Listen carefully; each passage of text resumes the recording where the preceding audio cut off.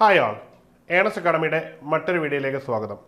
ഇന്ന് നമ്മൾ വന്നിരിക്കുന്നത് KAS-ന്റെ പുതിയ വിജ്ഞാപനം വന്നിരിക്കുന്നു എന്ന വാർത്തയുമായിട്ടാണ്. അതായത് കേരളത്തിലെ രണ്ടാമതായിട്ട് നടക്കുന്ന KS എക്സാമിനേഷനാണ്.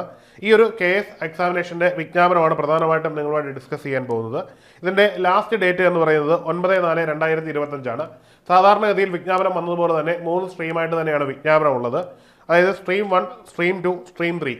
സ്ട്രീം 1 മാത്രമാണ് ഓപ്പൺ കാറ്റഗറിയിലുള്ള എല്ലാ ഉദ്യോഗാർത്ഥികൾക്കും എഴുതാൻ പറ്റുന്നത്. ബാക്കിയെല്ലാം സർവീസിലുള്ളവരെ മാത്രം കൺസിഡർ ചെയ്യുന്നതാണ്.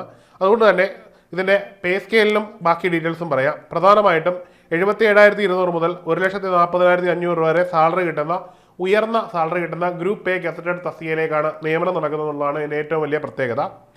ഇനിയും ഇതിൻ്റെ പ്രായപരിധി എന്ന് പറയുന്നത് സ്ട്രീം 1-ന്റെ മാത്രം പ്രായപരിധിയെ പറയുന്നുള്ളൂ, മറ്റൊന്നും നമ്മൾ പറയാൻ നിൽക്കുന്നില്ല. 21 വയസ്സ് മുതൽ 32 വയസ്സ് വരെയാണ്. 2/1/1993-നും 1/1/2004-നും ഇടയിൽ ജനിച്ചവർക്കാണ് ഈ ഒരു പോസ്റ്റിൽ അപേക്ഷിക്കാൻ പറ്റുന്നത്. SC, ST, OBC വിഭാഗങ്ങൾക്ക് 3-5 വീതം പ്രായ പരിധിയിൽ ഇളവ് ലഭിക്കുന്നതുമായിരിക്കും. ഇതിന് അപേക്ഷിക്കുവാൻ വേണ്ടുന്ന യോഗ്യത എന്ന് പറയുന്നത് ബിരുദമാണ്. ഏതെങ്കിലും വിഷയത്തിൽ അടിസ്ഥാനപരമായിട്ടുള്ള ബിരുദം പാസ്സായിരിക്കണമെന്നുള്ളതാണ്.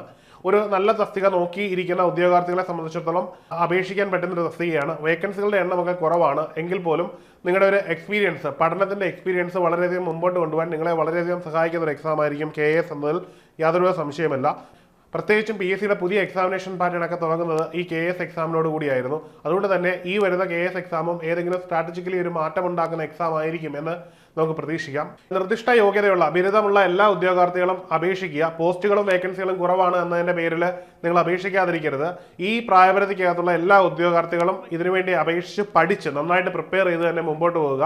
മറ്റ് ജനറൽ PSC എക്സാമുകൾ എഴുതുന്ന ഉദ്യോഗാർത്ഥികളെ സംബന്ധിച്ചിടത്തോളം ഇതിനുള്ള പഠനം വളരെയധികം സഹായിക്കുമെന്നത് ഉറപ്പുള്ളൊരു കാര്യമാണ്. അപ്പോൾ എല്ലാവർക്കും വിജയാശംസകൾ. മറ്റൊരു വീഡിയോയുമായി കാണാം. Good bye.